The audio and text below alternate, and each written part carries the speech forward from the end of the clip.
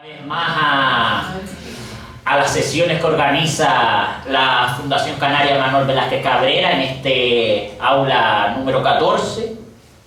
Hoy tenemos el placer de contar como ponente con un asiduo de la casa, con el secretario de la Fundación y yo, además de secretario, diría que es un poco el espíritu de la Fundación por la labor y la actividad que insufla en este aula.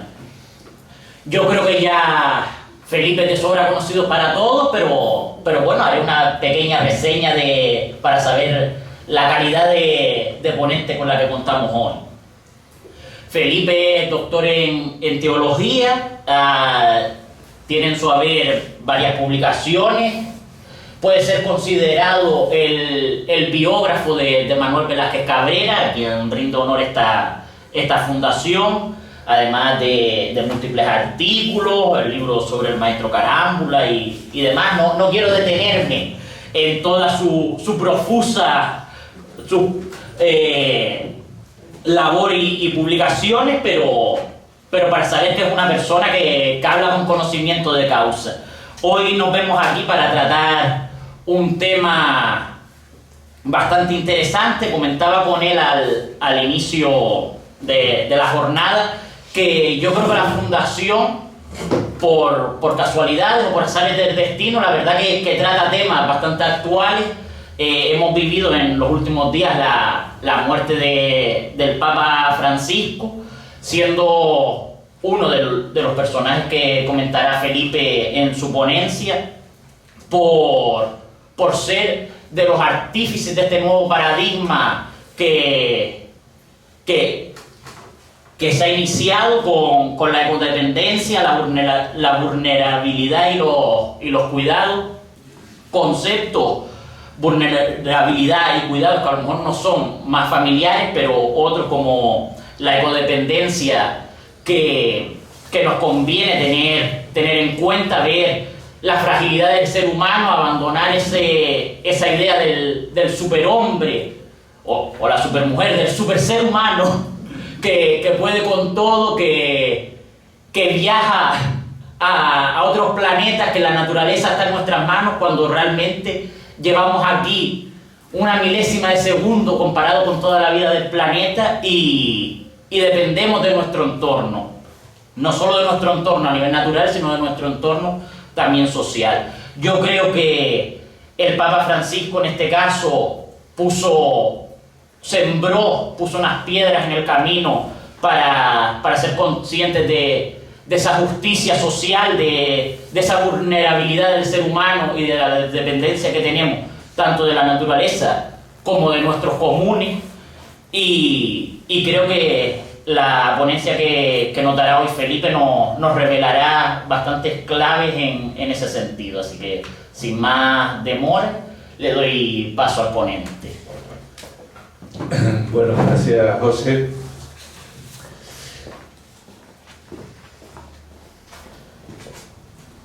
Vamos a hablar de algo, pensamos, que nos interesa a todos, y yo creo que es un tema que, aunque aparezcan algunas palabras raras ahí, es un asunto del cual cada uno de nosotros podemos opinar y tenemos nuestro propio punto de vista. Por eso yo voy a procurar, según las recomendaciones de los amigos, no alargarme mucho para que haya un ratito de espacio para poder un poco intercambiar pareceres. Voy a partir de las preguntas que este señor Immanuel Kant hizo a finales del siglo XVIII, preguntas que son de una rabiosa actualidad. Él tiene famosas 4 preguntas que hace. En primer lugar, ¿qué es lo que puedo saber?, preguntaba él. En segundo lugar, ¿qué debo hacer? En tercero, ¿qué me cabe esperar? Y en definitiva, ¿qué es el hombre?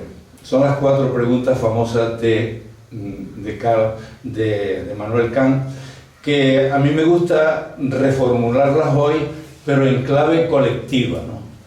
¿Qué podemos saber?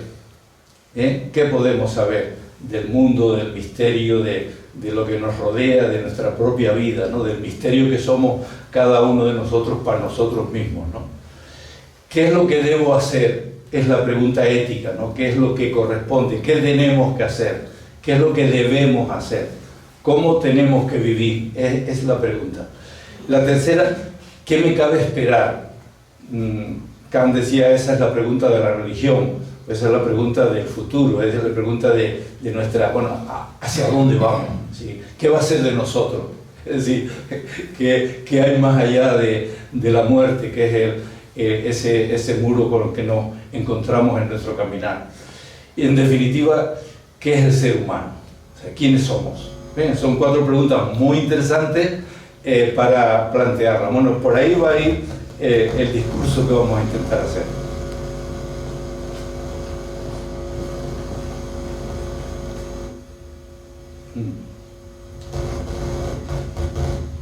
Bueno, y yo le hago la pregunta un poco intentando contestar a esa otra actual. No se está oyendo, me parece, ¿no? No sé qué ha pasado. ¿Sí? ¿Se oye? Bueno, yo procuro hablar alto y se oye. ¿Qué es lo que está pasando? Porque eso es lo que nos preguntamos nosotros todos al ver tantas cosas que trato de ponerlas delante de nosotros en algunas imágenes, ¿no? Esta imagen del Trump con Zelensky en el despacho Oval de hace unas cuantas semanas, ¿no? El poderoso recriminando a un pobre hombre que está sufriendo una agresión de otro poderoso, ¿no? Otro importante de la actualidad, desgraciadamente, que está cometiendo un verdadero genocidio en Gaza, ¿no? Otro que está invadiendo un territorio que no es el suyo, ¿no? Que es Putin en Ucrania. Víctor Orbán muestra o manifiesto de la extrema derecha emergente y poderosa que se está apoderando incluso de Europa. El gran gigante chino, que es quien está haciendo ver que estamos en un mundo multipolar, ya no es solo el gran gigante de Estados Unidos, sino hay otros poderes que están haciendo un contrapeso bastante grande. Sudán del Sur lo pongo como muestra de una guerra ignorada, de la que no se habla en ningún momento en ninguno de los medios de comunicación, y sin embargo llevan varios años muriendo miles de personas y millones de personas desplazadas, más 50 otros lugares del mundo que están en guerra. Estamos, como dice el Papa Francisco, que lo vamos a citar varias veces hoy, como dice él, estamos en la tercera guerra mundial en pedazos.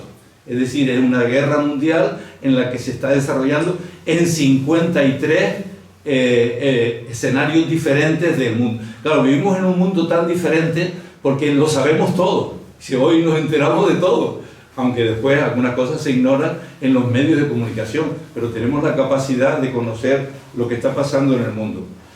Personas como José Mujica, que ha sido un referente y sigue siéndolo, que está preparándose para morir. Él ha dicho, ya dio la última entrevista de su vida porque está luchando con la muerte y dice, estoy esperando que venga cualquier día, ¿no? Lo está esperando en la chacra que tiene allí en Montevideo. Y el Papa Francisco que nos acaba de dejar. Todo esto es lo que está pasando, ¿eh? Todo esto es lo que está ocurriendo en el mundo, ¿no?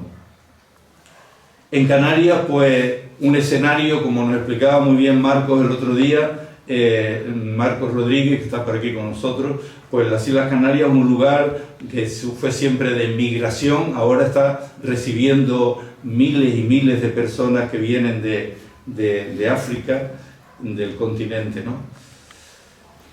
Catástrofes naturales cada vez más frecuentes y más extremas, más intensas, ¿no? Como la Dana de Valencia, que todavía estamos hablando porque realmente todavía sigue sufriendo las terribles consecuencias de la Dana. Pero hay un amigo, Juan Barreto, que nos ha escrito una reflexión hace unos pocos días. Lo importante no solo es lo que está pasando, sino qué es lo que nos está pasando a nosotros. ¿Qué es lo que nos está ocurriendo a la humanidad, a nosotros, a ustedes y a mí? ¿Qué está pasando? ¿Qué nos está pasando? De eso va la reflexión de hoy, ¿no? Ya Manuel Velázquez Cabrera lo decía hace un siglo. Fíjense, Manuel Velázquez vivió los comienzos de un siglo atormentado como fue el siglo XX, y él tuvo la oportunidad, ocurrió cuando estaba en un balneario en Hamburgo, allá en Alemania, estaba para curarse en los últimos días de su vida. Resulta que el 1 de agosto de 1914 le dijeron: se ha declarado la guerra, huya cuando pueda. Pues con su familia empieza a huir de la guerra y llegó por chiripa, ¿no? Llegó aquí a Canarias otra vez, pero a los pocos días escribió en esas cosas que él escribía siempre en su diario, dice: si los esfuerzos monstruosos realizados por la humanidad solo de 50 años a esta parte, él no sabía lo que iba a venir después, que era mucho peor todavía, ¿no? Estamos hablando de 1914. Si los esfuerzos que la humanidad ha hecho exclusivamente para destruirse mutuamente los hubiera empleado en instruirse y perfeccionarse, la humanidad, dice, la imaginación humana no alcanza a descubrir a qué grado de perfección hubiera llegado. Fíjense qué bonito, ¿no? O sea, si la humanidad, en vez de haber dedicado todos los esfuerzos que ha dedicado a destruirse, los hubiera dedicado a perfeccionarse, ¿qué nivel de perfección de humanidad hubiera llegado? Y después también fíjense, abajo dice septiembre, el 23 de septiembre de 1914, ya en su casa de Vegeta, dice: en lo que el primer concepto del hombre no sea el de la justicia, no llegará la humanidad a entrar en posesión de la felicidad de que es susceptible. O sea, la felicidad para la humanidad está en trabajar por la justicia. Eso lo está dicho hace un siglo, y de alguna manera es un mensaje de gran actualidad de nuestro Manuel Velázquez. Pues bien, Thomas Hobbes, un pensador inglés, decía que el hombre es un lobo para el hombre. Hobbes tenía una concepción del ser humano bastante negativo, pensaba que en este mundo estamos todos hechos para destrozarnos unos a otros, y que hacía falta un Estado poderoso, él lo ponía, le llamaba el Leviatán, el monstruo del Leviatán, el Estado poderoso dictatorial, con eso justificaba él las monarquías absolutas, ¿no?, que estaban entonces en boga. Es quien tiene que poner orden, porque entre nosotros, si nos dejan solos, nos matamos unos a otros. Tiene que venir el Estado a poner orden, a organizar la sociedad. Esa era la concepción de Thomas Hobbes. Lo cierto, de alguna manera la historia le estaba dando la razón a Hobbes, porque la humanidad ha entrado en una dinámica de conquista. Los paradigmas son Alejandro Magno en el mundo antiguo, Hernán Cortés en el mundo moderno, la Amerindia. El mundo moderno que se inicia con un proceso de dominación y sobreexplotación del planeta hace 4 o 5 siglos. Un proceso que ha llegado al enorme foso actual entre ricos y pobres, de manera que el 20% de la población controla y consume el 80% de los recursos naturales. Eso es el fruto de ese gran proceso del siglo que en esta era de la era industrial, la era del capitalismo. Se han destruido los ecosistemas, han desaparecido y desaparecen especies, se contamina el suelo, el mar, el aire. Finalmente, y estamos en la más actual, el calentamiento global del planeta, la injusta distribución de la riqueza y el riesgo de holocausto nuclear, yo los considero los 3 grandes amenazas actuales de la humanidad. Ya Antonio González Vieites en su conferencia nos habló de los grandes desafíos que tiene la humanidad, pero yo los centraría en esos 3 grandes bloques, ¿no? El calentamiento global del planeta, con todo lo que significa, la injusta distribución de la riqueza y el riesgo permanente y diríamos inminente de una posible conflagración mundial. Es así, la tercera guerra mundial de verdad, que acabaría prácticamente con la especie humana. Son grandes amenazas de la humanidad. Y vamos a hablar entonces de un paradigma. Es una palabra nueva para la gente, alguna gente ya la maneja, pero para algunos les resulta un poco raro. ¿Qué significa esa palabra? Yo trato un poco de explicarlo diciendo, cuando hablamos de paradigma hablamos de una cosmovisión, o sea, una manera de mirar el mundo, una mirada global, ¿no?, al mundo, ¿no? O también podemos hablar eso de un relato global, ¿no? O podemos hablar de paradigma como un modelo civilizatorio, una manera de entender la civilización, o dicho de una manera más sencilla, cómo entendemos al ser humano. Eso es un paradigma. O sea, aquí cuando utilizamos la palabra paradigma es cómo entendemos quiénes somos nosotros. Es la pregunta de Kant, ¿no? ¿Qué es el hombre? ¿Qué somos nosotros? ¿Quiénes somos? ¿Cómo hay que entender lo que está pasando, lo que nos está pasando, y para interpretar un poco esos hechos que nos llaman a todos la atención, ¿no?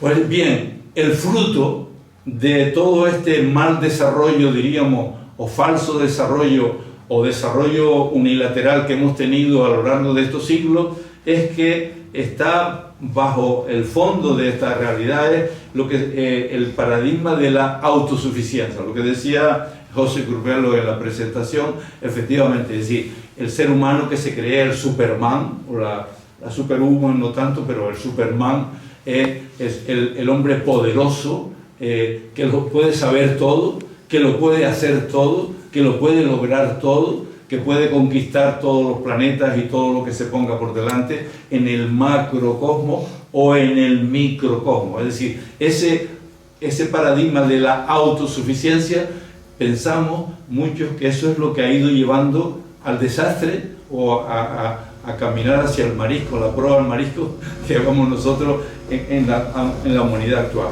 También se le llama el paradigma tecnocrático.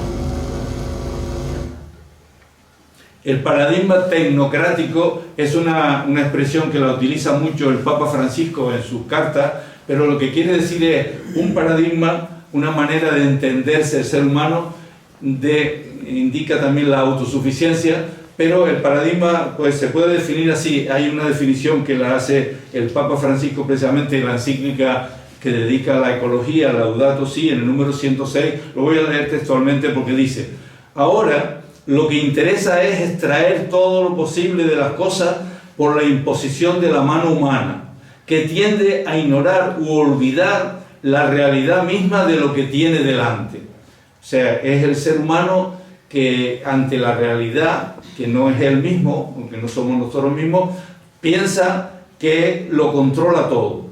De aquí se pasa fácilmente a la idea de un crecimiento infinito o ilimitado que ha entusiasmado tanto a economistas, financistas y tecnólogos. Supone la mentira de la disponibilidad infinita de los bienes del planeta, que lleva a estrujarlo hasta el límite y más allá del límite. Es el presupuesto falso de que existe una cantidad ilimitada de energía y de recursos utilizables, que su regeneración inmediata es posible y que los efectos negativos de las manipulaciones de la naturaleza pueden ser fácilmente absorbidos. Hay gente que dice: no hay problema, no hay ningún calentamiento o ningún cambio climático, no, el ser humano lo tiene todo controlado. Todavía hay gente que piensa eso, pero la mayoría de la gente sensata pensamos que esto es lo que está ocurriendo con este paradigma tecnocrático que ha llevado a la sobreexplotación y que está llevando al desastre. Ahí tenemos figuras del paradigma, es decir, el hombre más rico del mundo asociado al hombre más poderoso militarmente del mundo, junto con China, que ya no es el sol, que dicen que ellos están diciendo y haciendo lo que les viene en gana. Yo cuando veo esa imagen me pregunto por el niño pequeño que está ahí en medio, que lo ponen ahí, ¿qué pensará él y qué mundo le espera a este niño si llega a verlo, ¿no? Que están planteando estos grandes magnates de la realidad, ¿no? Él cree que a base de firmar decretos puede hacerse dueño del mundo, de Groenlandia, del Canal de Panamá, de Gaza, echar fuera a todos los palestinos y convertirlo en un lugar de ocio para disfrutarlo él y sus amigos. Es decir, o quiere que Zelensky le deje explotar las tierras raras, que le ceda la propiedad de los terrenos ocupados por Rusia. En fin, él es capaz de organizar el mundo a su manera, ¿no? Y tiene ese socio aliado que está destruyendo a un pueblo, está convirtiendo Gaza en un verdadero genocidio, que ya antes la gente esa palabra le tenía un poco de miedo, ahora todo el mundo la utiliza, ¿no? El Papa Francisco la utilizó varias veces abiertamente. Es decir, es una realidad asombrosa, eso es lo que estamos viendo. Pues eso es el reflejo del paradigma tecnocrático. Bueno, pues entonces lo que yo planteo, o sea, lo que yo trato de verbalizar en esta charla, en esta conferencia, que estoy completamente seguro que habrá bastante acuerdo en todos ustedes. Otra cosa es que no estén de acuerdo con algunas de las cosas, como es lógico, de lo que yo estoy diciendo, pero me parece que hay un consenso en muchísima gente, en muchísimos pensadores, en muchísima gente que reflexiona sobre el momento actual de la humanidad, que está surgiendo, o que debe surgir, está emergiendo un nuevo paradigma. Hace falta otra forma de entender al ser humano. Y ese nuevo paradigma yo lo cifro en 3 puntos, que son los que voy a intentar desarrollar. Por un lado, que somos parte de un universo que está en movimiento, en evolución, en construcción, en expansión, y que somos miembros de una gran familia humana. Ese sería como el primer aspecto del paradigma, tomar conciencia de esta realidad. Somos seres ecodependientes e interdependientes. Es decir, no es el hombre y la mujer autosuficientes que se basan por ti solo, sino que somos totalmente interdependientes y somos también ecodependientes, ¿no? En segundo lugar, la vulnerabilidad como constitutiva del ser humano. Es un segundo aspecto, un segundo rasgo de este paradigma que está tratando de diseñar. Y en tercer lugar, la necesidad de los cuidados, una sociedad de cuidados, cuidarnos unos a otros, cuidar el planeta, cuidar la vida, ¿no? Yo siempre me acuerdo de una expresión muy canaria, ¿no? de Antonio Pereira, un compañero que está por allá ahora por Guanarteme, que estuvo aquí en Fuerteventura, que decía: una mano se lava la otra y entre las dos se lavan la cara. Es decir, de una manera canaria sencilla de decir, estamos hechos para que con una mano lavemos la otra y entre las dos lavemos la cara. Es decir, yo te ayudo a ti, tú me ayudas a mí y entre los dos ayudamos a la sociedad a ser mejor. Ese es el paradigma, ese es el tema de los cuidados. Como ven, 3 aspectos, ¿no? Voy a intentar desarrollar esos 3 puntos. Bueno, vamos al primero. Somos ecodependientes e interdependientes. Somos parte de un universo que está en movimiento, en evolución, en construcción, en expansión. Es decir, nada de esa imagen, a lo mejor un poco estática, que a lo mejor nosotros por inercia cultural seguimos teniendo en la cabeza.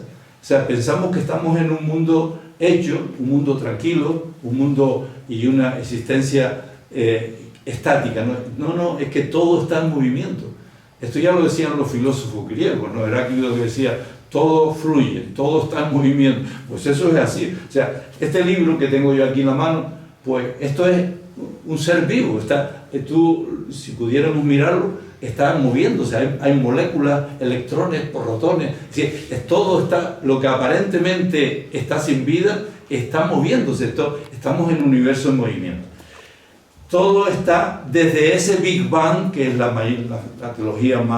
teoría más aceptable así entre los científicos, algo que ocurrió hace 13.800 millones de años, se empezó ese Big Bang y eso sigue, el universo se está expandiendo, ¿no?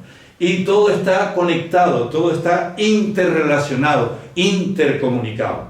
Por tanto, no al individuo aislado, autorreferencial. Estamos totalmente vinculados unos con otros y con el mundo, ¿no?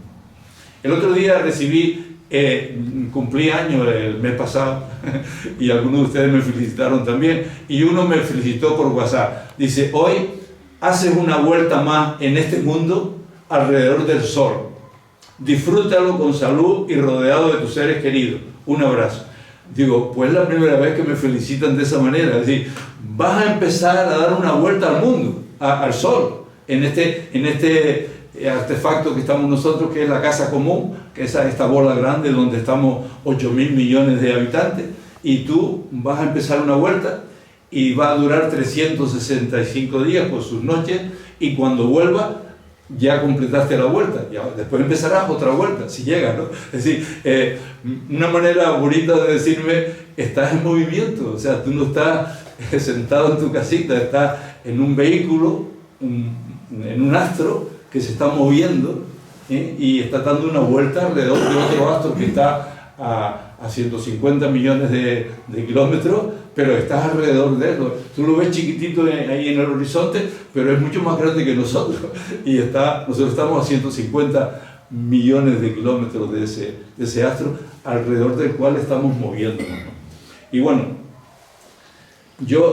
entonces por eso te das cuenta, yo cuando paso por una carretera que va desde Antigua al aeropuerto, que la transito con mucha frecuencia, y voy a 100 por hora, que ahí se puede ir a 100 o 110 y tal, y entonces pienso, una vez pensé, y ahora lo pienso siempre que voy por ahí, estoy en un planeta que está recorriendo, está a 110 con 700 kilómetros por hora. Yo voy a 100 por hora, pero estoy en un bólido que va a 100.000 kilómetros por hora, a 30 kilómetros por segundo. Y se asombra uno. Cada vez que paso por ahí me acuerdo de eso, o sea, me doy cuenta de esta dimensión de que no somos seres estáticos, que nos estamos moviendo, ¿no? Pero es que este planeta en el que estamos metidos está también dando vueltas sobre sí mismo en una rotación que se hace a 0,5 kilómetros por segundo cada día, ¿no? O sea, cada día estamos dando vueltas uno a otro. Pero es que nos movemos a una distancia, como dije, del Sol media de 150 millones de kilómetros. Bueno, porque la órbita, como sabemos, es elíptica, no es circular, sino que a veces estamos más cerca del Sol, otras veces estamos más lejos, pero la velocidad media es 110 kilómetros por hora, ¿no? La Luna nos está rodeando también, ahí lo tenemos dándonos vueltas. Tenemos a alguien también que nos está dando vueltas constantemente. Pero es que estamos en una periferia, en un barrio así periférico de la galaxia, de los millones de galaxias que hay en el universo, en la nuestra, que es la Vía Láctea. Nosotros estamos en una periferia. Bueno, pues en esa periferia, nuestro sistema solar, es decir, no solo el Sol con los planetas y con todos los planetas que le rodean, que le están girando alrededor, estamos moviéndonos el sistema solar a una velocidad de 217 kilómetros por segundo. El sistema solar en su conjunto. Pero es que la galaxia entera está girando sobre sí misma a una velocidad de 300 kilómetros por segundo. O sea que cuando digo todo esto, es para que descubramos que estamos en un mundo en expansión, en movimiento, en creación. El mundo se está creando y nosotros con él. O sea, estamos entrando, no sé. Y otra dimensión importante. A mí me gusta esto que dicen que es la visión que tiene, la mirada de los cosmonautas, los astronautas, cuando ellos van en un cohete alejándose de la Tierra y miran para atrás y miran aquella bola azul grande, dice, ahí viven 8.000 millones de personas, y empiezan a ver, dicen ellos, la mirada de los astronautas a la familia, a la humanidad como una sola familia, porque es verdad, ellos pertenecen, aunque sean rusos o americanos o sean polacos, ellos empiezan a descubrir que forman parte de una familia que está allá abajo en aquella bola, y que es la familia humana. Somos miembros de una familia grande, ¿no? Una familia humana. Bueno, Hasta aquí, este es el primer punto. Claro, ustedes dirán, bueno, esto lo sabíamos, claro, y que eso lo sabemos. Lo único que cuando tomamos conciencia de ello, nuestra mente y nuestra forma de entender al ser humano empieza a variar, porque ya no es una mirada estática, fija. Estamos, por tanto, dependiendo de este cosmos en el que estamos metidos y de esa humanidad de la que formamos parte. Vamos todos y todas en el mismo barco. Es decir, vamos en un barco, Bueno, el segundo aspecto, la segunda dimensión de este nuevo paradigma, la vulnerabilidad constitutiva del ser humano. Voy a explicar lo que significa esto, que también lo entendemos perfectamente porque lo vivimos y lo sabemos. Vulnus vulneris significa herida. Por tanto, una persona o una cosa vulnerable es una cosa frágil, es una cosa débil, que cualquier cosa te puede hacer daño, cualquier cosa te puede herir. Te puede herir una persona que te insulta, te puede herir una enfermedad que te mata, te puede herir pues una catástrofe que no te la esperabas, pero que de repente aparece un volcán. En fin, somos seres frágiles, vulnerables. Y eso es algo constitutivo del ser humano. Por tanto, nada de autosuficiencia, nada de pensar que lo podemos todo, sino que somos como un vaso, si este vaso fuera de cristal. Yo lo pensaba hacer, pero vamos, había que estar recogiéndolo después. Coger un vaso de cristal y soltarlo, y al caer al suelo se rompe. Somos así frágiles, somos rompibles, somos vulnerables. Y eso forma parte de nuestra manera de ser. Somos constitutivamente vulnerables. Hay un teólogo que conocimos el otro día, conocí gracias a José Ignacio, se llama, ese señor que está ahí, se llama, Cristian Núñez Dorta o Núñez. Pues ese hombre dice, yo prefiero hablar más que de vulnerabilidad, de fragilidad. Y es lo mismo, porque una persona, o somos frágiles porque cualquier cosa nos puede hacer daño, porque cualquier cosa nos puede romper. Sí, la vulnerabilidad equivale a decir la fragilidad. Somos seres frágiles. Ayer, mientras íbamos a Lanzarote, que murió una pariente mía en Lanzarote, y fuimos al entierro, pues resulta que durante el camino le estaban dando el premio Cervantes a este hombre, a Álvaro Pombo. Le dieron, y hizo un discurso precioso, que por cierto no lo leyó él porque está ahí en silla de ruedas, está el hombre con mucha dificultad, dice, estoy tan frágil que casi no debía haber venido, dice, porque está bastante deteriorado de salud, y hizo un discurso muy bonito sobre la fragilidad, es decir, la fragilidad suya, la fragilidad de Cervantes, la fragilidad de España, dice, y la de un mundo lleno de influencers y mercachifle. O sea, el mundo actual, él dice, él es un hombre muy simpático, un gran poeta, le dieron el premio Cervantes, ¿no? Y poeta y escritor, y dice, estamos rodeados de gente de influencers y mercachifle, y ahí en mercachifle yo creo que entra todas las imágenes que yo vimos antes, gente que cree que todo se puede, el mercado, gente del mercado, ¿no? Mercachifle, ¿no?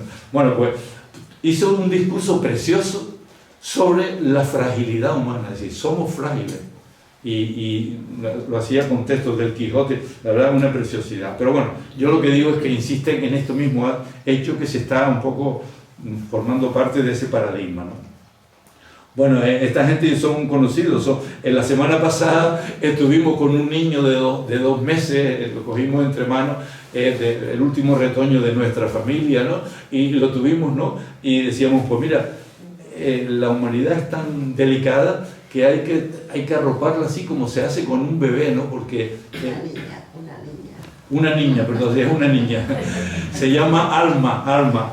Bueno, y curiosamente, ayer, después de venir de estar con esta niña, nos fuimos a una prima de Lanzarote que se murió, ¿no? Es decir, vimos el nacimiento de la vida y el final de la vida. Es decir, somos así, somos así porque, ya lo decía Albert Camus, decía, desde que el ser humano nace, ya es lo suficientemente viejo para morir. Yo se lo decía el otro día a unos chicos, explicándole cosas de los ranchos de ánimo a los finados en un instituto de Gran Tarajal, les decía, digo, ustedes tienen 13 o 14 años, yo tengo 80, ¿no? Bueno, ya cumplí uno, ya tengo 81. Digo, tengo 80 años, digo, yo a lo mejor estoy más cerca, ¿no?, de esa meta. Pero ustedes también, no crean ustedes, todos vamos a llegar al mismo sitio, nos coincidimos en que nos vamos a morir y tal. En fin, le quiero el rollo ese. Curiosamente, después al final se me acercó un pibe de 13 años y me dice, oye, para tener 80 te conservo muy bien. Me echó un piropo, ¿sabes? Que aunque no es verdad, pero me gusta que me lo digan. Pero bueno, el chiquillo, pero yo le dije, ustedes no crean que por ser tan jóvenes y tan llenos de vida y de proyectos y de ilusiones, también se van a morir. O sea, nos vamos a morir todos. Y no, eso no es para asustarnos, sino para descubrir que esa es la condición humana. Somos constitutivamente frágiles. Y un accidente de moto te mata, como un cáncer, o como no sé, un virus, ¿no? Por tanto, segundo aspecto, yo creo que queda claro. Somos seres frágiles y tomar conciencia de ello es muy saludable, es muy importante, porque si no, vamos equivocados. El tercer aspecto es una sociedad de cuidados. Esto es una palabra muy importante que la habrán escuchado mucho y está ahora mismo en boca y en los libros de muchos pensadores, de muchos escritores, teólogos, filósofos, economistas, sociólogos, psicólogos, que hablan de que tenemos que ir a una sociedad de cuidado. Es decir, eso de que una mano lava a la otra y entre las dos se lava la cara, eso dicho así en sencillo en canario, dicho técnicamente, tenemos que ir a una sociedad de los cuidados. La necesidad de los cuidados, cuidarnos unos a otros, cuidar el planeta, cuidar la vida. No una sociedad basada en el poder del más fuerte, en la dominación y en la competitividad. Es decir, es todo lo contrario del estilo del paradigma que está dominando el mundo. Tengan en cuenta que este paradigma del que estoy hablando es un paradigma que está como asomando la cabecita por ahí, diciendo aquí estoy yo, pero quien está mandando en el mundo es el otro, el paradigma de la autosuficiencia y el tecnocrático. Y con los cuidados lo que hay que hacer, dicen los expertos, hay que pasar de la domus a la polis. Es decir, los cuidados, cuando aparece esa palabra, solemos asociarla a cuidar a los viejitos, a cuidar a los enfermos, a los hospitales, a la sanidad y tal. Y un cuidado que históricamente se ha ido centrando en la domus, en la casa, un cuidado lo doméstico y femenino sobre todo. O sea, es una cosa que le corresponde a la mujer y en la casa. Bueno, pues hay que sacar los cuidados de la domus, de la casa, y hay que llevarla a la polis, es decir, a la sociedad, a la política. Hay que hacer una política de cuidado, de eso es de lo que estamos hablando.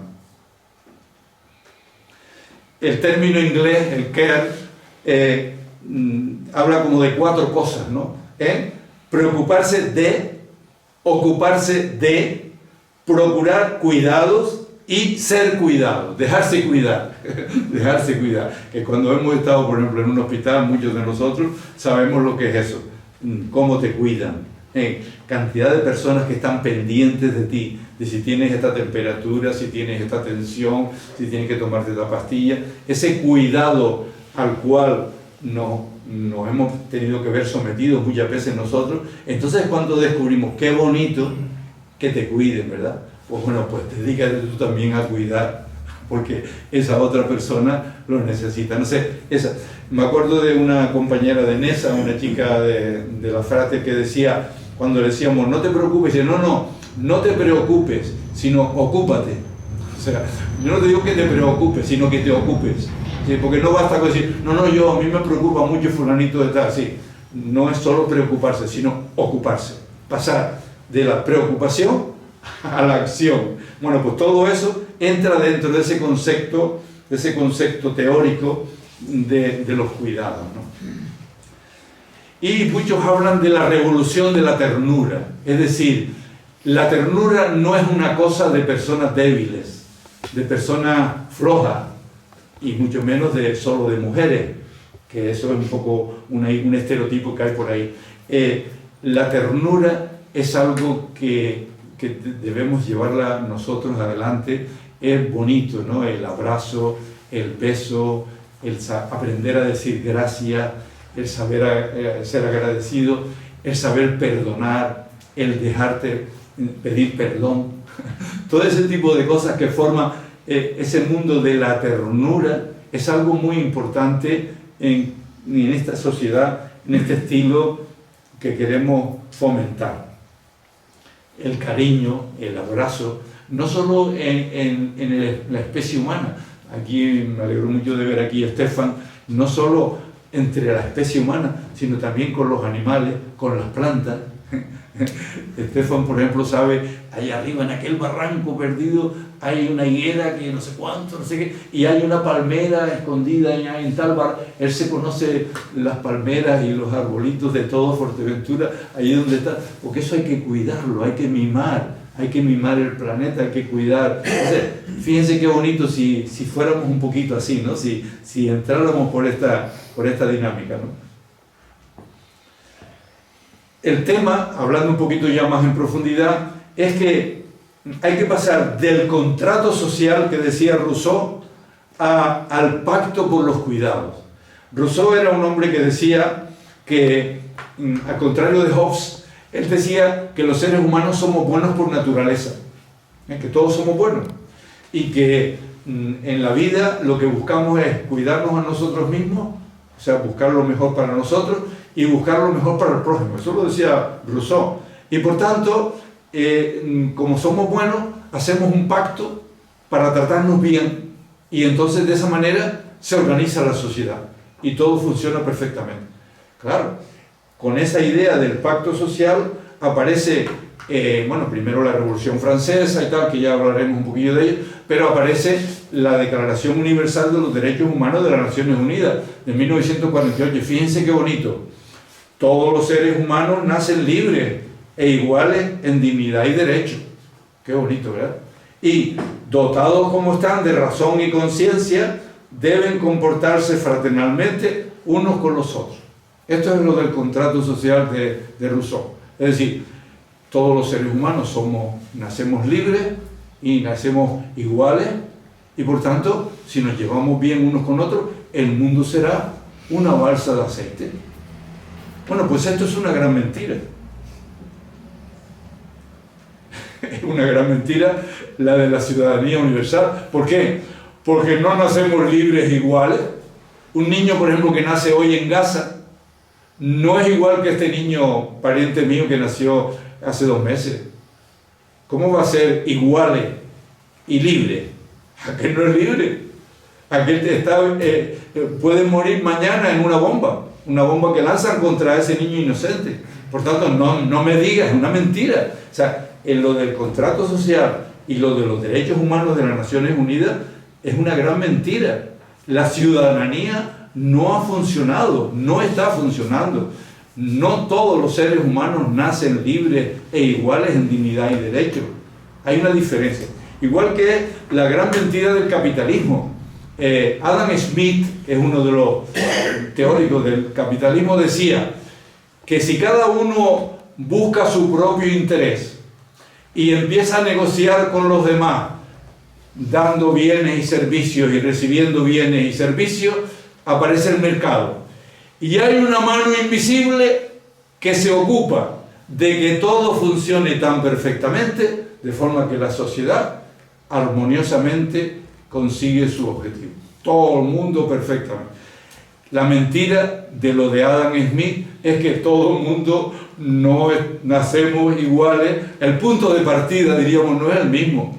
No es lo mismo quien tiene Elon Musk, el que es el más rico del mundo, a yo que que apenas tengo, pues, en fin, lo que tengo, ¿no? Es decir, la mentira del capitalismo es pensar que si todo el mundo sigue su propio interés, el laissez-faire, laissez-passer, es dejar pasar, dejar hacer, que el Estado no intervenga, las leyes del mercado se organizan de tal manera que todo va a funcionar perfectamente y todo el mundo verá cumplido sus derechos y tendrá todo lo que necesita. Eso no ha funcionado. Lo que ha supuesto es que los que tienen van a tener cada vez más y los que no tienen van a tener cada vez menos y van a ser más personas. Esa es la realidad, esa es la gran mentira. O del colonialismo. El colonialismo es, Dios ha hecho, eso religiosamente se ha razonado así, Dios ha hecho a unas naciones poderosas y a otras naciones no poderosas, y por lo tanto es lógico que las poderosas, es lógico que las naciones europeas se hayan apoderado de África y hayan esquilmado y sigan esquilmando todos los países africanos. Esa es la mentira del colonialismo. Y también es la mentira del patriarcado, es decir, Dios ha hecho al hombre superior a la mujer y por tanto el mundo tiene que organizarse con ese, no sé si me explico.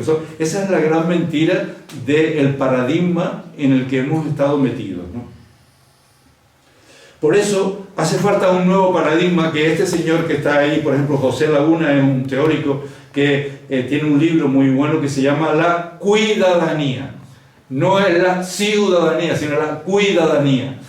La cuidadanía supone un giro copernicano en la configuración de un nuevo modelo civilizatorio, ¿ves? El nuevo paradigma, que consiste que la vulnerabilidad y los cuidados definen los fundamentos antropológicos y sociopolíticos, respectivamente, de la cuidadanía. Por tanto, tenemos que entrar en este mundo de la cuidadanía. El nuevo paradigma holístico, es decir, holístico quiere decir que es completo, que une la totalidad del ser humano. La nueva cosmovisión emergente, dice Leonardo Boff, dice, esa nueva cosmología se caracteriza por el cuidado en vez de la dominación, el reconocimiento del valor intrínseco de cada ser y no su mera utilización por el ser humano, el respeto por toda vida y los derechos y dignidad de la naturaleza y no su explotación. Es el paradigma que estamos tratando de dibujar, ¿no? Eso lo escribió Leonardo Boff en un libro que puede ser uno de los últimos suyos, Reflexiones de un viejo teólogo y pensador, ¿no? Es un teólogo brasileño de talla mundial, ¿no? Muy reconocido, no solo en ámbitos cristianos, sino en ámbitos seculares, ¿no? Ahí tenemos una muestra de ese paradigma del que estamos hablando. José Mujica, que se está preparando para morir, como él dijo, y que es una muestra. Él fue presidente después de haber estado en la cárcel mucho tiempo y todo eso, fue presidente de Uruguay, y siendo presidente siguió viviendo en su chacra, ¿no? En su territo, en su casita de campo que tiene y que la cultiva él mismo, y ahora sigue viviendo allí. Y cuando tenía 2 sueldos, porque la mujer era diputada y él presidente, decía, yo el sueldo mío se lo doy a no sé qué asociación de campesinos y tal, porque con el sueldo de mi mujer vivimos los dos estupendamente. Bueno, pues este es el nuevo paradigma del que estamos hablando. Pongo imágenes para que veamos que no estamos hablando de cosas del otro mundo, sino es posible vivir en esta línea, con este paradigma del que estamos dibujando, ¿no? O por ejemplo, Manuela Carmena, esta mujer que el otro día se presentó uno de sus libros, un libro último que tiene, que le llama Imaginar la vida.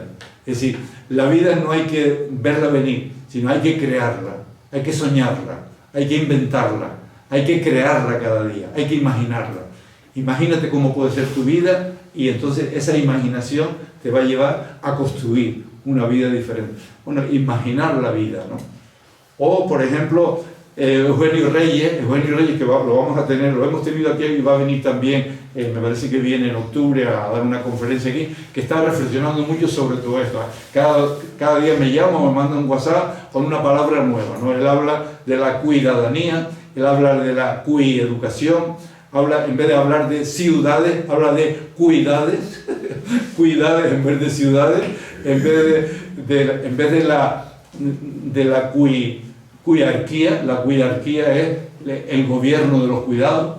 O sea, estoy inventando palabras, pero esa creación suya lo que quiere decir es que tenemos que inventar otra forma de entender la vida, otra forma de vivir la sociedad. Pongo ahí la imagen de Concha Fleita, porque es una mujer de aquí de Fuerteventura, una mujer que yo llamo incombustible, esa mujer que desde jovencita empezó a trabajar por los demás y sigue y morirá trabajando por los demás. Ese es el estilo de paradigma que nos hace falta, el tipo de ser humano que nos hace falta. Hombres y mujeres que entiendan esto.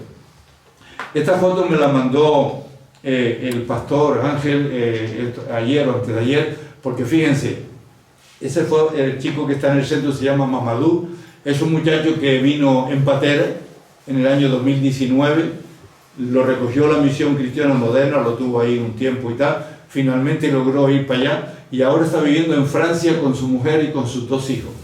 Y 6 años más tarde viene de vacaciones a Fuerteventura y vino a darle las gracias por haberlo acogido. Eso es ese paradigma de pensar en los demás, cuidar a los demás. Cuando vienen los inmigrantes no es solo recogerlos, sino acogerlos, cuidarlos. En fin, ese es un poco el estilo. No digo que eso es lo que estamos haciendo, sino lo que debemos hacer. Pregunté lo de Kant, ¿qué es lo que debo hacer? ¿Qué es lo que debemos hacer? Por ahí va la cosa. También, como otra muestra, también el pastor en la iglesia, la Misión Cristiana Moderna, pues tienen esa iniciativa bonita, ¿no? Una guagua que sirve para que la gente que viva en la calle se pueda asear, una guagua aseo.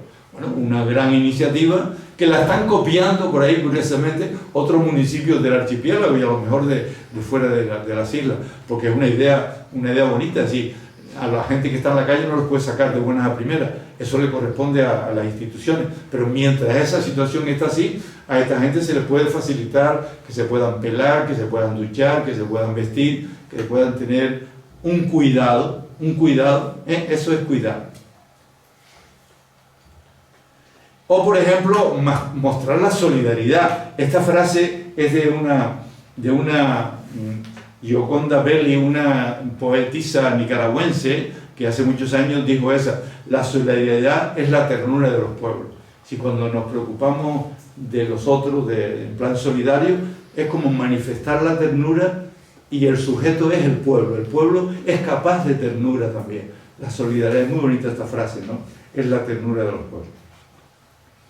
Por tanto, resumiendo los 3 puntos que yo he dicho, todavía no termino, pero voy a hacer un resumen de las 3 partes que acabo de desarrollar.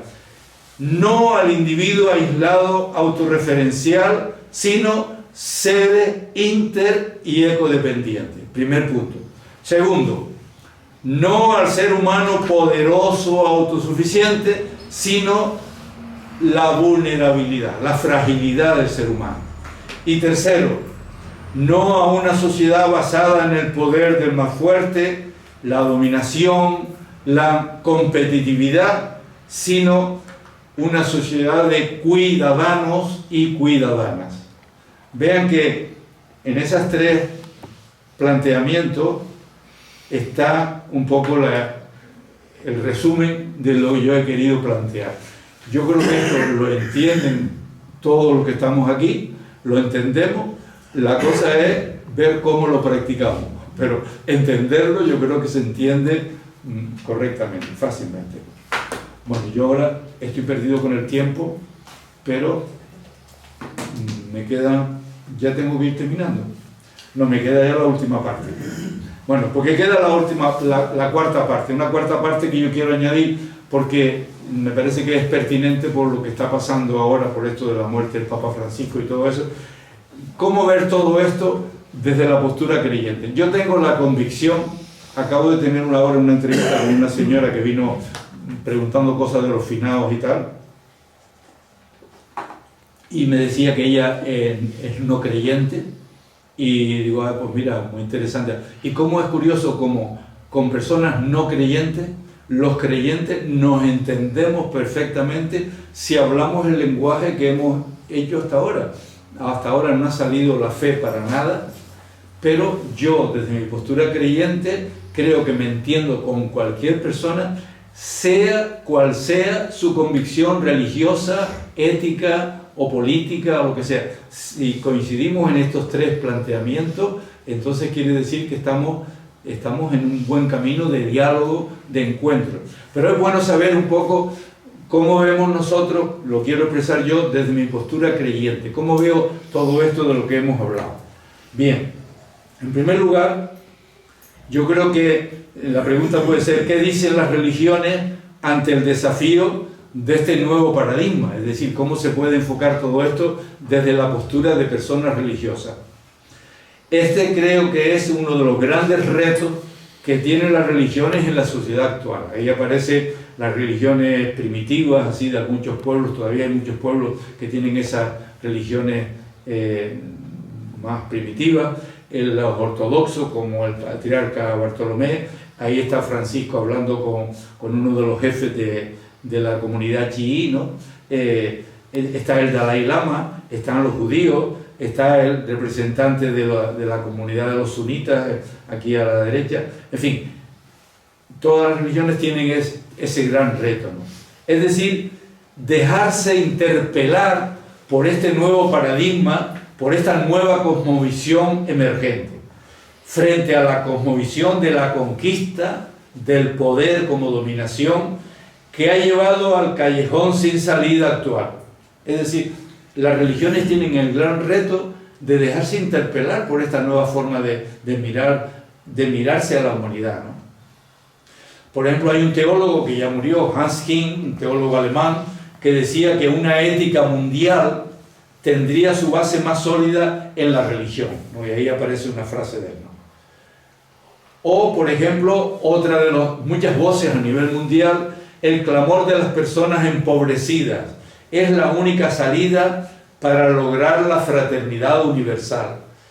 Eso lo decía nada menos que Adam Schaff, que es un gran teórico marxista, o Leonardo Boff, o Ignacio Yacuría, o Gustavo Gutiérrez, o John Sobrino, o François Autard, es un teórico que estuvo por aquí, que pasó por la Fundación hace muchos años. Michel Levy es otro teórico marxista que dice que el camino de la humanidad tiene que cambiar de rumbo si queremos que la cosa vaya a buen puerto. Adam Schaff, por ejemplo, este teórico que les decía, que murió en el 2006, decía: el 85% de la humanidad no va a resignarse a vivir perpetuamente en condiciones inhumanas. Solo existe una solución: una nueva distribución a nivel internacional de la riqueza.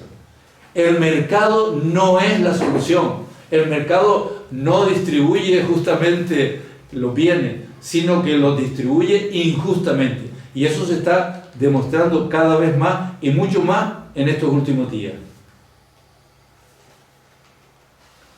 Las religiones han de estar abiertas a este nuevo paradigma, es decir, esa manera de entender el universo que coincide mucho con los científicos del cosmos, ¿no? Somos parte del universo, somos polvo de estrellas, estamos hechos de los mismos átomos de hidrógeno y de oxígeno y de helio que las plantas y que las estrellas esas que vemos brillar por las noches. Estamos hechos de la misma materia, del mismo polvo, de eso. Somos polvo de estrellas. Que las religiones descubran el tesoro de sabiduría y de oferta de sentido que tienen en el seno de su propia tradición religiosa. Ese es un desafío como fundamento para construir la fraternidad humana.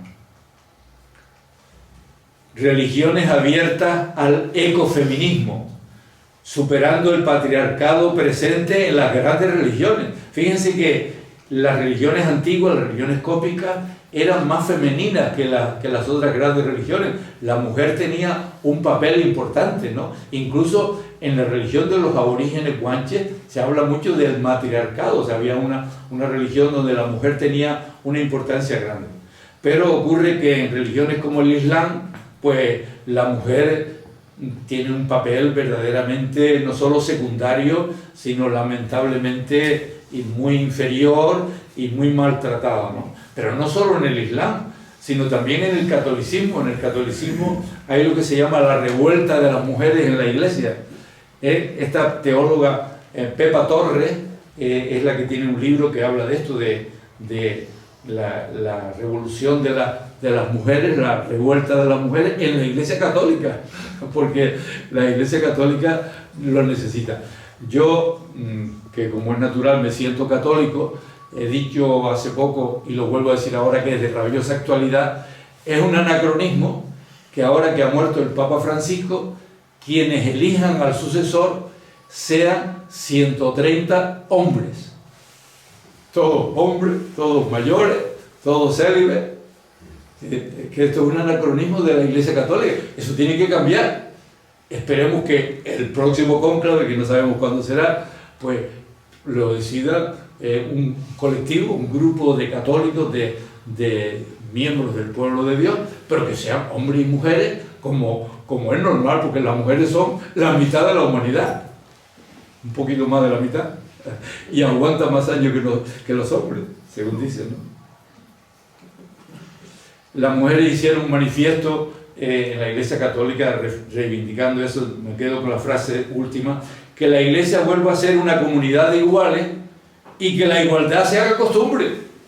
Ese era el grito de muchas mujeres en la Iglesia. Eso es una manifestación de personas, de mujeres, en la puerta de la catedral de la Iglesia hace unos años, ¿no? O sea, diciendo, oye, ¿qué pasa en la Iglesia? Que las mujeres no ocupan su puesto, ¿no?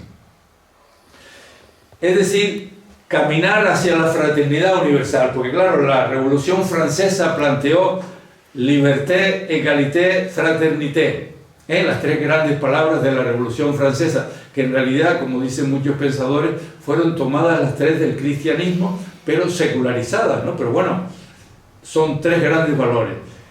Pero, dice algún teólogo como Luis González Carvajal, dice esta frase que la voy a leer: sin fraternidad hemos visto lo que ocurre. Los países comunistas pusieron el acento en la igualdad y perdieron la libertad. Los países capitalistas hemos puesto el acento en la libertad y hemos sacrificado la igualdad. Solo cuando existe una fraternidad entre un grupo de personas es posible vivir libremente la igualdad. Es decir, la asignatura pendiente de la humanidad es la fraternidad. Y estas palabras tan bonitas del Dalai Lama, ¿no? del jefe espiritual de los budistas: el cariño paternal, el contacto físico, la ternura amorosa hacia todos los seres vivos, la responsabilidad social y la atención especial a los menos privilegiados. Todos estos conceptos son tan simples de entender, y entonces, ¿por qué su práctica parece costarnos tanto? Fíjense qué bonito, ¿no? Eso lo dice un hombre en nombre de la religión, del budismo, ¿no? Es decir, si ser humano es lo más normal, ¿por qué nos cuesta tanto practicarlo? Lo entendemos, pero nos cuesta practicarlo. Se trata, y esto es una palabra de Francisco, del Papa Francisco, se trata de difundir un nuevo paradigma acerca del ser humano, frente al paradigma tecnocrático y de autosuficiencia que domina la sociedad. O sea, el paradigma del que hemos hablado, y estoy ya terminando, del que estamos hablando, no es dominante. Podríamos decir, es emergente.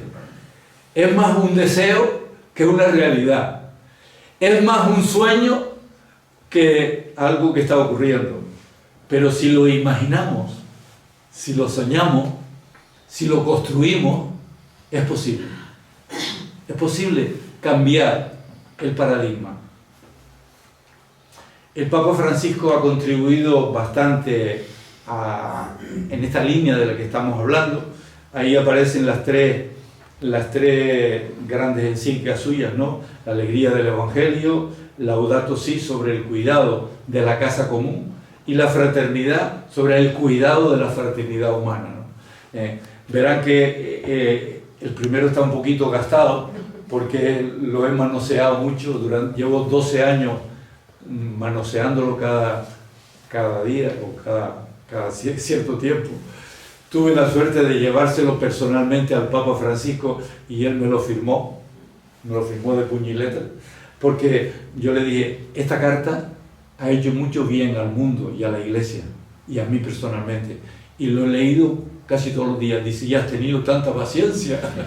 Me digo, pues sí, me ha hecho mucho bien y está haciendo mucho bien. Bueno, pues, este es una de las aportaciones, me parece a mí, que dejará Francisco para la historia, ¿no? Es lo que llamamos el magisterio de la fragilidad, es decir, lo que podemos aprender teniendo en cuenta la fragilidad. Esa foto es cuando él estaba en el sínodo, convocado por él, junto con un compañero, un amigo nuestro, Enrique Alarcón, de la Frate, que se dio la casualidad que fueron las únicas 2 personas con discapacidad, o por lo menos aparentemente, ¿no?, a la vista, que en silla de ruedas, de unas 360 personas que se reunieron allí, casi todos obispos. Y ellos se hicieron muy buenas migas, ¿no? Se hicieron muy amigos porque se veían a diario, además de que vivían juntos en la Casa Santa Marta también, donde se alojaba Enrique, ¿no? Y fíjense, Francisco tiene esta frase que retrata perfectamente la sintonía con esto de lo que yo estaba hablando. Fíjense qué bonito. Pequeños, pero fuertes en el amor de Dios, como San Francisco de Asís, todos los cristianos estamos llamados a cuidar la fragilidad del pueblo y del mundo en que vivimos. Yo me permito cambiar la frase, corregir al Papa, y en vez de decir todos los cristianos, digo todos los seres humanos. Es decir, pequeños pero fuertes, todos los seres humanos estamos llamados a cuidar la fragilidad del pueblo y del mundo en el que vivimos. Eso es precioso. Esta frase está aquí en este texto, ¿no? Está en el programa que él se planteó en el 2013 cuando empezó, ¿no? A mí me da mucha luz ese planteamiento, porque hay como una sintonía con este nuevo paradigma del cual hemos estado hablando. Fíjense que las palabras cuidar, la palabra fragilidad aparece ahí, ¿no? Humanizar las relaciones, humanizar la sanidad, humanizar la política, humanizar la sociedad, humanizar la vida. O sea, eso es una tarea muy bonita que tenemos todos en la mano de poderlo hacer. Es más, que lo estamos haciendo, convencidos de que ese es el camino. Y en ese aspecto, José Antonio Pagola dice, creo con otros muchos pensadores que Jesús es lo mejor que ha dado la humanidad. Yo, como creyente en Jesucristo, pues yo pienso que en Él se ha dado la cumbre de la experiencia religiosa, pero también el estilo del que estamos diseñando, yo creo que se ve reflejado perfectamente en el Evangelio y en los verdaderos seguidores suyos, ¿no? Voy a seguir todo esto por la brevedad, pero me voy a centrar en esta imagen. Fíjense, Jesús hace 2000 años tuvo una experiencia muy interesante que la narran los evangelios. En un contexto totalmente religioso, un maestro de la ley le pregunta, maestro, la pregunta de Kant, ¿qué tengo que hacer para garantizarme la vida definitiva? La pregunta de Kant se la hizo un maestro de la ley a Jesucristo. Y él le dice, tú como judío, ¿qué lees en la ley? Dice, amar al Señor con todo tu corazón, con toda tu alma, con toda tu fuerza, y amar al prójimo como a ti mismo. Dice Jesús, pues haz eso y conseguirás la vida eterna. Y él, para quedar bien delante del auditorio, dice, pero ¿y quién es mi prójimo? Hizo la pregunta esa. Y Jesús, en vez de echarle otro rollo, le contó una historia inventada por él. O sea, no está hablando de una narración de algo que pasó, sino un cuento, como hacían muchos los maestros orientales, que narraban una historia y la moraleja era clara, ¿no?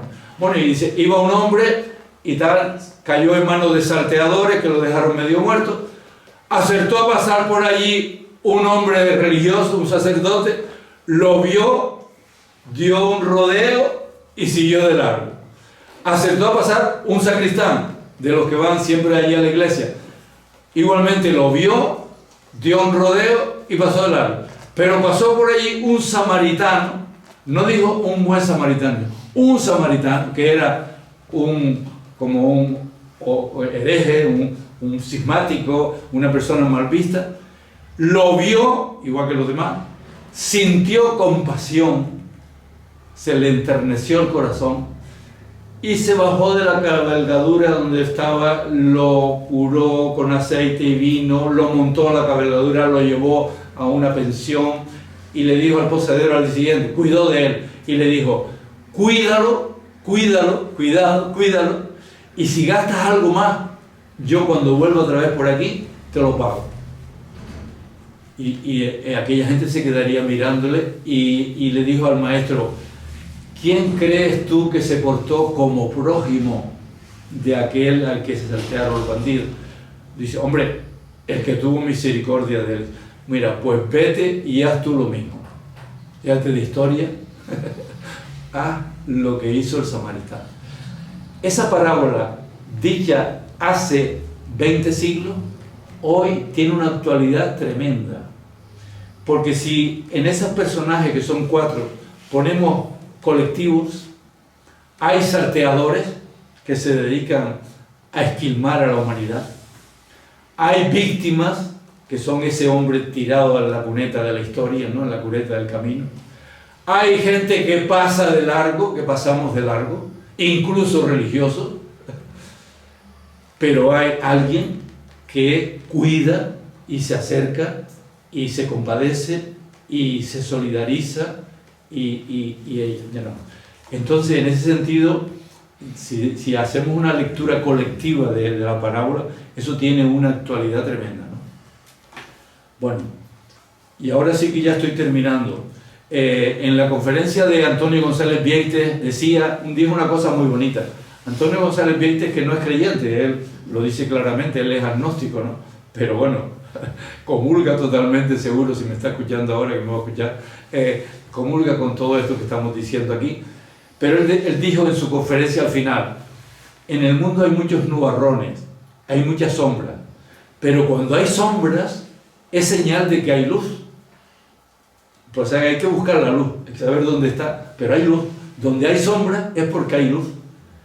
Y hay luz. Actualmente hay muchas luces, y yo creo que esas luces, yo decía, para mí, por ejemplo, el movimiento en el que estamos, algunos de los que estamos aquí dentro de la Frater, es una luz, un movimiento que a mí me ayuda, nos ayuda a vivir todo esto.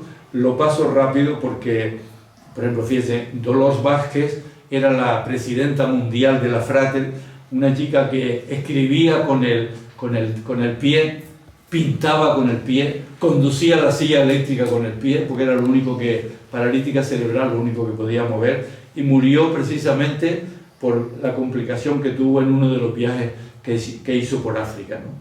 O Juan Vicente, compañero que tenía la camilla, que tenía el coche, en fin, que con esa gran limitación vivía realmente un estilo de preocupación por los demás. Bueno, me salto todo esto, el coche. Mari Carmen Denis Marrero, testigo de esa lucha social y eclesial por la inclusión. Y nosotros lo expresamos en este documento, que fue un documento que planteamos en el sínodo de que hemos participado a nivel eclesial. La fuerza del Evangelio en la fragilidad. Es decir, cómo en la fragilidad es posible encontrar una fuerza de cambio de la sociedad, ¿no? Y yo ahí tengo una cosa que es como una especie de piropo, que lo digo no con demagogia, sino yo quiero ver en ustedes, en los que están aquí, no sé, Eladio, Lala, Bruno, Juan José, Marruines Quecaín, que le han dado el premio en la medalla de oro de Canarias a Marruines Quecaín, que son bastante ruines, pero a pesar de todo, Carlos, Fina, José Ignacio, Álvaro, es decir, los nombres de todas las personas que estamos aquí somos la luz. Esta es la luz que, encarnando estos valores que de este paradigma, podemos nosotros alumbrar una cosa nueva, ¿no? El día 22, antes de ayer, se celebró el Día de la Tierra, y hace poco hicimos nosotros un encuentro que algunos de las personas que estamos aquí estábamos allí, unidos por la tierra, ¿no? Unidos y unidas por la tierra, en Betancuria, ¿no? Diciendo que tenemos que unirnos para defender y cuidar el planeta, o cuidar la fragilidad de los que vienen, de los que están muriendo en el intento de buscar una vida más digna, o una persona como Arístides, que entregó su vida al servicio de los demás, ¿no? Son estas personas que vivieron con los demás y para los demás. Y el eslogan que nosotros pusimos cuando le hicimos el homenaje a Arístides hace unos cuantos años, con la Fundación y la Academia de Lanzarote: otro mundo es posible, hay que imaginar la cuidadanía. Y ya termino.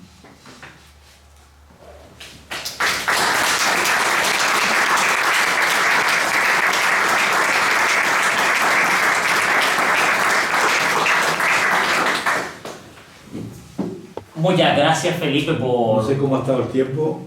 Me pasa yo creo que da tiempo para un breve pero interesante debate. Yo creo que ha sido una conferencia compleja la verdad, pero que nos invita a reflexionar, que como tú has dicho, muchos términos, muchas palabras nos pueden sonar, pero de pasada. Ahora hay que buscarle el verdadero significado y la utilidad que estas palabras tienen. Pues, si quieren participar, abrimos un breve debate para que puedan salir ideas interesantes de esta ponencia. El micro está por ahí.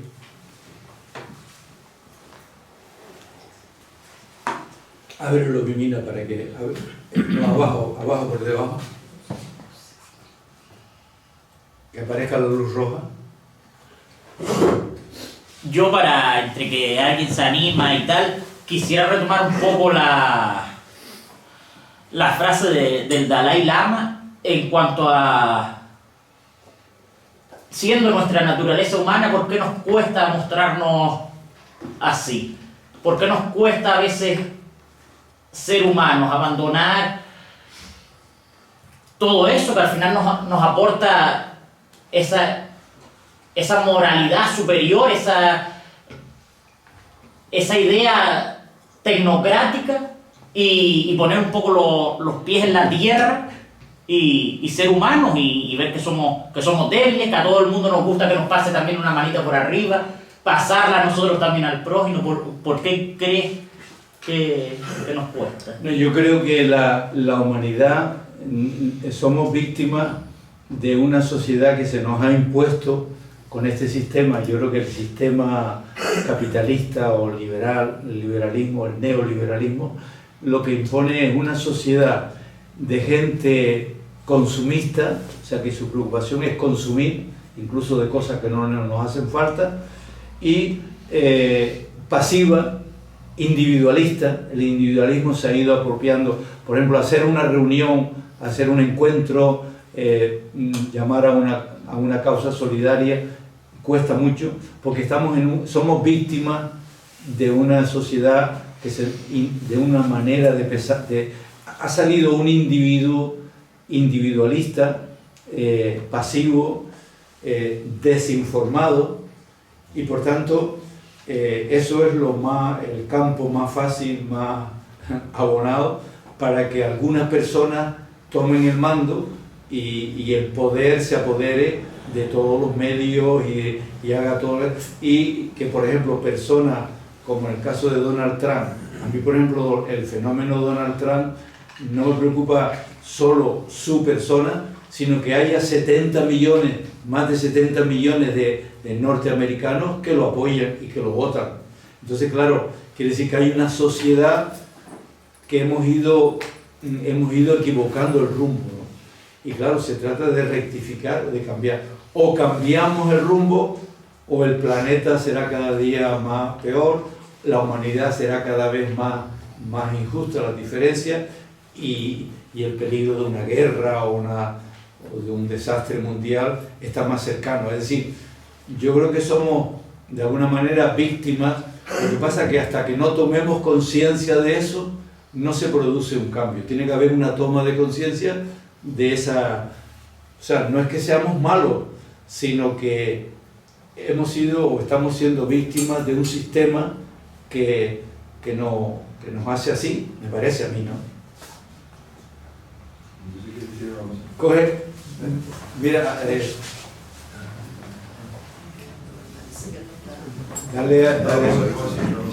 se oye. Es que mira... No, es para que se puede grabar. Felipe, Sí, venga. Yo estoy de acuerdo con todo lo que dice, ¿no? Y con todo, también, de alguna forma yo siento que no se puede solucionar esto desde, digamos, de un pensamiento solo, sino porque estamos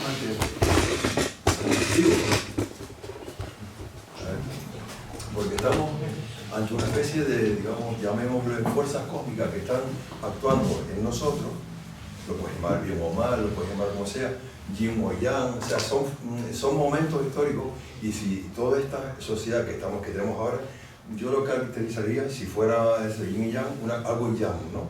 Y que tenemos que ir más allá de yin, o sea, otra cosa, pero estamos lidiando de alguna forma con fuerzas que están dentro del cosmos, o sea, y no se puede solucionar, digamos, desde la mente, sino desde la aceptación, de entenderlo, ¿sabes? Eso es lo que yo quiero. Por eso yo no pienso que se pueda solucionar. Es cierto lo que dice, pero que todo no se puede hacer desde la mente, de alguna forma. No sé si me han entendido o no me han entendido, pero yo creo que lo principal es intentar entender el cosmos, por qué actúa así y qué es. No sé si eso es algo que haya aportado algo o no. Gerardo. Hay...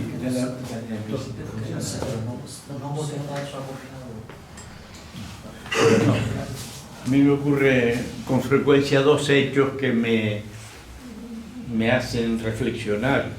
Uno es que a veces voy caminando y pasa una persona al lado mío y ni siquiera lo miro.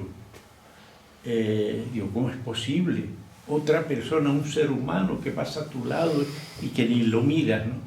Y bueno, me hace reflexionar, digo, pues no sé, ¿de qué será esto? ¿Será que la familia desde pequeño ya trabaja el padre, trabaja la madre, los niños están solos?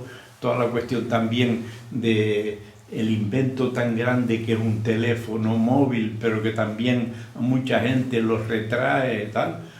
Ese es uno de los hechos que me hace reflexionar todo esto. Y otro es que salgo a veces por el campo, o sea, afuera y pasa una persona y le digo buenos días y se asusta, tratando de ser yo, de que pasa una persona y que decirle algo. Le digo buenos días y se asusta, ¿qué pasó? ¿Qué pasó? Digo, no, nada, que te deseo buenos días. O sea, que hemos llegado a un aislamiento tan grande que no vemos a los demás, y que todo eso es difícil de aplicarlo. Es difícil de aplicarlo por eso mismo, porque uno mismo se ha aislado y la gente ya... A lo mejor pasa un perrito y todo el mundo, el perrito, qué bonito, pero pasa un ser humano y no le dice ni pío, ni buenos días. Y esto me choca mucho y me siento mal cuando a mí me pasa también, porque a veces pues somos seres humanos y está hecho de una forma y de una manera que también uno comete estos fallos, ¿no? Así que Álvaro quería decir algo. No funciona el micro, Diego. No, me ha parecido una exposición muy trabajada y muy útil, ¿no? Pero yo quería acogerme a las palabras de Álvaro Pombo, que decía que las redes sociales y utilizar una palabra mecatrice, qué medida no están contribuyendo a que personajes que lo que hacen es incrementar la desigualdad, que es la causa, yo creo que de todos los males. Personajes como el Trump, o como el suicida de Netanyahu, han sido personajes que no han venido del cosmos, ¿no? Ni que han salido de la tierra, lo ha elegido la sociedad. Entonces la sociedad, a mí me parece que a la luz que tú aludías hace poco y mirabas para esta habitación, podrá ser muy potente, pero la luz a nivel planetario yo creo que deja alumbrar más, cada día se apaga más. ¿Qué se puede hacer a nivel educativo, a nivel de ciudadanía civil, para que estos verdaderos suicidas, es decir, hoy en día la palabra genocidio se está aplicando con una familiaridad como si eso fuera lo normal, ¿no? Y ya lo vemos como algo natural, como que eso tiene que ser así. Hay un tal bombardeo a través de los medios de comunicación que parece que eso forma parte de nuestra realidad. ¿Qué se puede hacer de la sociedad civil para que esa realidad cambie? Yo, por ejemplo, no para contestar, sino para comentar lo que decía Estefan, yo entiendo que yo creo que sí que hay que hacer un esfuerzo de saber o de conocer un poco cómo funciona el cosmos, cómo funciona la historia, pero después junto con eso me pregunto, y es un poco lo que yo planteo, que a lo mejor podemos hacer algo. Es decir, no solo saber cómo funcionan las cosas, sino también ver de qué manera, y es la pregunta que hace Álvaro, ¿no? O que decía Gerardo, es decir, ¿qué podemos hacer? Yo creo que es una pregunta que nos tenemos que hacer siempre, ¿no? O sea, no solo a nivel individual, ¿qué tengo que hacer yo? Sino, ¿qué tenemos que hacer? Porque algo hay que hacer, porque yo creo que, por ejemplo, lo que está claro, y es un poco en la parábola del samaritano se ve, que había gente que hacía daño, que eran los salteadores, había gente que lo estaba pasando mal, que era el que estaba en la cuneta, y había gente y hay gente que pasa de largo. Y sin embargo hay gente que después se implica. Y implicarse es complicarse la vida. Y claro, a nosotros nos gustaría estar en el grupo de los que nos complicamos la vida. Aunque algunas veces tú te preguntas, ¿y vale la pena hacer lo que estoy haciendo? ¿Y qué saco yo con todo esto? Y te desanimas y tal. Pero a lo mejor en reuniones como esta o en encuentros de este tipo, no digo que sea lo único que va a salvar el mundo, pero dice, bueno, pues parece que a lo mejor lo que estoy haciendo no está tan disparatado. Porque fíjate, yo, por ejemplo, personalmente, eso que dice Gerardo, yo me planteo cada día si lo que estoy haciendo es lo que tengo que hacer. A lo mejor puedo hacer algo más. Pero cuando hago algo bueno y solidario y tal, pues esa noche me he puesto más tranquilo y más feliz. Digo, vivo más feliz haciendo el bien que dejando de hacerlo. Entonces, por lo menos, mira, el camino de la felicidad de alguna manera va por ahí. O sea, hay gente que vive. Puse el ejemplo de Concha Fleitas, pues como un ejemplo que yo creo que está en la voz de todas las personas más obreras, ¿no? Cuando, en fin, el día que se muera Concha Fleitas, que se va a morir cualquier día, lo que se va a decir de ella es una mujer que toda su vida ha estado volcada a hacer el bien, a ayudar, a echar una mano, así y tal. Entonces eso, pues mira, es una huella que tú dejas, ¿no? Y si encima te sirve para descubrir lo que decía Kant, ¿qué me cabe esperar? si viviendo así esperas tú que más allá de la frontera de la muerte vas a encontrar algo mejor, vamos a dejarlo así, pues entonces, pues mira, como que ha valido la pena vivir, ¿no? No sé si me explico. Kant decía, vive de tal manera que lo que tú hagas pueda convertirse en norma universal, ¿no? El imperativo categórico. Pues yo no obligo a todo el mundo que sea como vivo yo, pero viviendo como intento vivir, uno es feliz y ve que la gente que de alguna manera comparte este estilo de vida y con los que yo estoy en relación, parece que nos hace feliz. Y que cuando nos encontramos, eso se potencia, esa energía positiva crece. No sé, entonces quiere decir, parece que está uno más o menos bien encaminado, ¿no?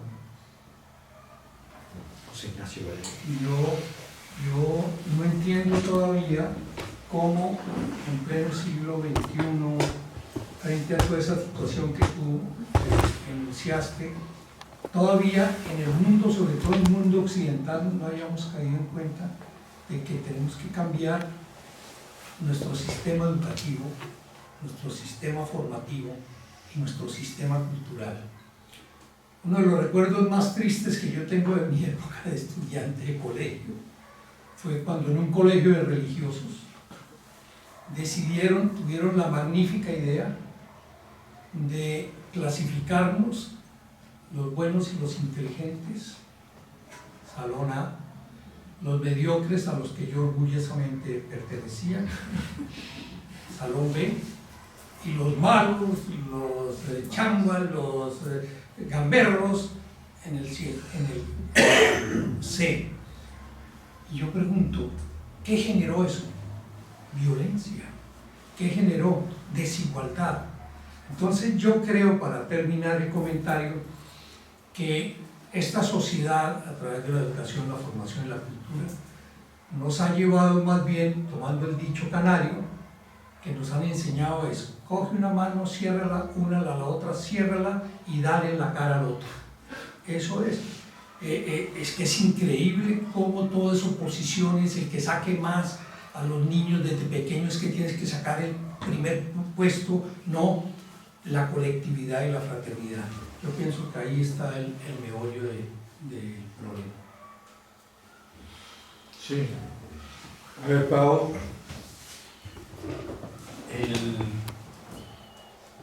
Estoy de acuerdo con lo que está planteado en general y lo que comentaba Gerardo. Es evidente que cada vez la sociedad capitalista nos ha hecho más individualistas, porque ese es su poder, su capacidad de empobrecernos y de enriquecerse ellos, pero que evidentemente la situación no va a mejorar en un futuro próximo, sino que va a ser cada vez peor, porque también estamos inmersas en una crisis energética y de materiales, y por eso se dan también todas estas guerras para intentar rebañar al máximo los recursos que quedan para que unas élites se beneficien. Sin embargo, aunque parezca una paradoja, el hecho de que cada vez sea más difícil la situación de la mayor parte de la ciudadanía del planeta también va a provocar un montón de situaciones, de posibilidades de que nos encontremos las personas que creemos que hay una alternativa y que en base a la necesidad, y que no podamos mirar hacia otro lado, que no podamos hacer como la parábola que hablabas o el cuento que hablabas antes, y que nos obligue sí o sí a vernos y a encontrarnos con las personas que tienen necesidad.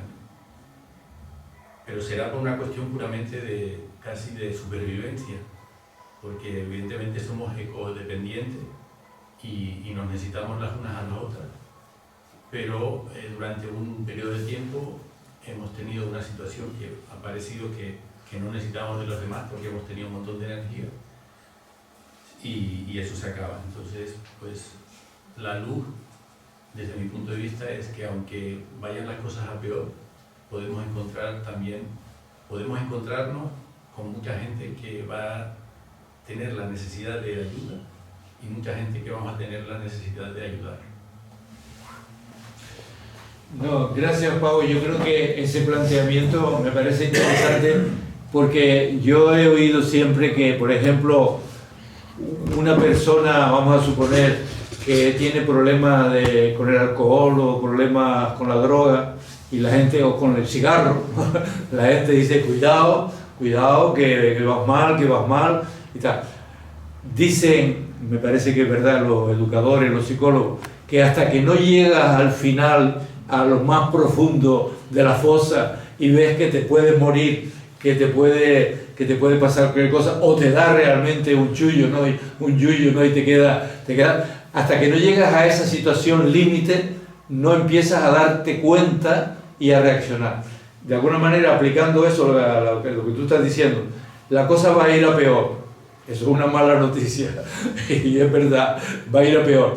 Pero cuando siga yendo a peor y a peor, puede llegar un momento que a lo mejor no lo vemos nosotros, sino serán nuestros descendientes, ¿no? En las próximas generaciones, que diga, esto no puede seguir por aquí, hay que reaccionar, y esa reacción pues sea la que salve de alguna manera a la humanidad o a la especie, no sé. Pero eso que tú estás diciendo es verdad, es decir, que nadie saque la conclusión de lo que yo estoy diciendo, que todo esto es bonito y va a ser realidad mañana. No, esto es una cosita que está ahí, que emerge, que asoma la cabeza y tal, pero lo dominante es lo otro, y que va a ir la cosa peor. Yo creo que lo estamos viendo nosotros semana tras semana. Ese se está viendo, me parece, ¿no? Y entonces en ese aspecto, eso que dices tú, a lo mejor un día la humanidad se da cuenta que toca a fondo la crisis, y entonces, no sé, creo que es lo que tú querías decir, ¿no? Más o menos. Una parte de la humanidad, porque no soy tan generosa para entender que toda la humanidad una parte de la humanidad será la que podrá reaccionar. Bueno, yo no sé si estamos con el tema. Mira, Marcos quería hablar, parece. Bueno, vamos a ver. Lo primero, un poquito más alto porque sea. Habla lo más alto que puedas, Marcos, para que se quede. Felicitarte por la exposición, ¿no? Tú decías, bueno, no estoy diciendo cosas del otro mundo, todas estas cosas, incluso si estaba en iglesia, todo esto es fácil de entender desde el punto de vista humano. Sí, por supuesto que sí, pero hay que saber comunicarlo en su complejidad. Y yo creo que lo has conseguido. Y por otro lado, se ha podido comunicar porque existe un espacio para hacerlo, ¿no? Un espacio en el que eso se puede dar. Entonces, cuando decimos que tenemos que imaginar ese futuro, claro que el futuro se crea, se recrea constantemente, por eso es futuro, si no sería pasado. Y ese imaginar ese nuevo futuro, primero hay que imaginarlo colectivamente, porque no habrá una mente humana que sea capaz de dar soluciones universales. Habrá que imaginarlo además localmente, puesto que es probable que no haya una respuesta universal, sino que haya una suma de respuestas locales que luego, digamos, de ahí se hará una exégesis de la que salgan grandes verdades universales, pero la experimentación, la práctica será necesariamente local y comunitaria. Y cuando imaginamos ese futuro tampoco es una imaginación que salga de la nada, como si reinventáramos de cero al género humano, puesto que eso también es imposible. Ese futuro, por imaginar, tendrá que salir necesariamente del conocimiento acumulado por la humanidad durante todos sus miles, cientos de miles de años de historia sobre la faz de la Tierra. Yo recuerdo un profesor de economía que tuve, me decía, una parte del marxismo se declaró científico para deslegitimar a todas esas otros pensamientos socialistas que, como no eran científicos, eran peores, ¿no? Pues también sucede eso con el conocimiento humano. Hay una parte del conocimiento humano, ese conocimiento humano tecnocrático, que se define a sí mismo como científico y que desacredita de esa manera todo un inmenso mundo de conocimiento, mucho más amplio, mucho más diverso, culturalmente en todos los aspectos, mucho más antiguo que ha generado la humanidad a lo largo de toda su existencia, y que se desacredita en pos de la palabra ciencia. Claro que el pensamiento del ser humano tiene la capacidad de la razón y debe emplearla, pero cuando busquemos las respuestas no caigamos en un cientificismo que conduce al mismo camino que está conduciendo el economicismo o la tecnocracia, ¿no? Porque solo en ese conocimiento ancestral del ser humano está el ser humano verdadero. Y hay que encontrarlo, o mejor dicho, hay que rescatarlo, porque está en todos nosotros, está en la cultura humana, hay que rescatarlo. Y para rescatarlo se rescata de espacios como este. El otro día me comentaba lo que acabas de decir ahora, y merece la pena esto de que estamos haciendo y tal, pues yo digo, bueno, pues si aterrizamos localmente en Fuerteventura no sobran los espacios donde la gente se encuentre a hablar durante 2 horas de cosas interesantes. No sobran esos espacios. Luego, esos espacios son vitales, esos espacios hay que salvaguardarlos como oro en paño.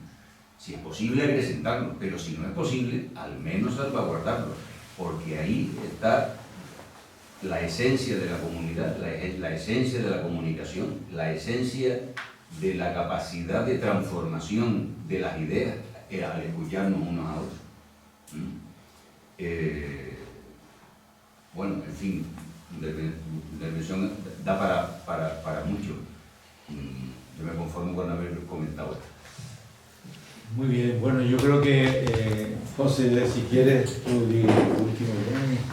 Sí, yo creo que es muy interesante las aportaciones que han hecho cada uno de los asistentes, y yo creo que ya siendo las 9:15 podemos dar por clausurada esta sesión, y solo recordarles que les invitamos a venir el día 9 de mayo a la siguiente sesión del aula, dentro de 2 semanas apenas, con la salvedad de que no se celebrará un jueves, sino que será un viernes, y tendremos la oportunidad de escuchar a Adrián Peñate sobre un tema, la verdad, que también de candente actualidad, como es la inteligencia artificial. Pues sin más, muchas gracias por haber venido y nos vemos el día 9.